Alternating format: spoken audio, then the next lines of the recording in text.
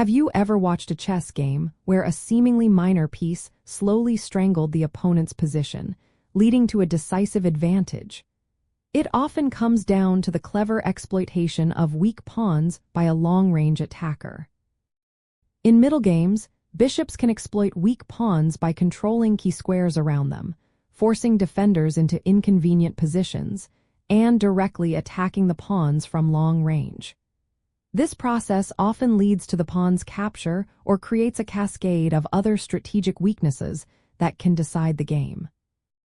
Bishops are uniquely suited for this role due to their long-range capabilities, allowing them to exert pressure across the entire board without needing to be directly adjacent to the pawn.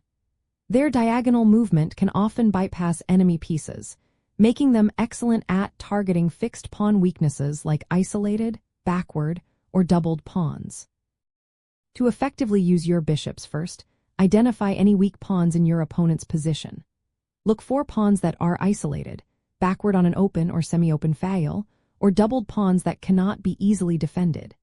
Next, try to place your bishops on long diagonals where they can directly attack these weak pawns or control the squares vital for their defense.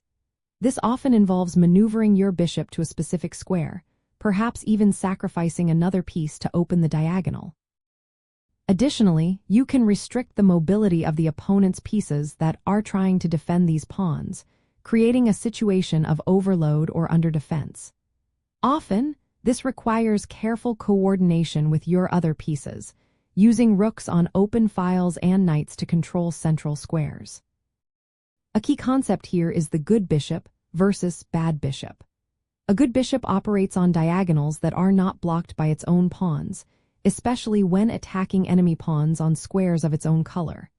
On the other hand, a bad bishop is often restricted by its own pawn structure. You should strive to create positions where your bishop is a good one, targeting weak enemy pawns that are fixed on squares of the same color as your bishop. This allows for powerful tactical motifs like skewers, pins, or discovered attacks that can lead to material gains or checkmate threats. By systematically identifying and targeting your opponent's weak pawns with your bishops, you gain a deep understanding of how to transform seemingly small positional advantages into significant wins.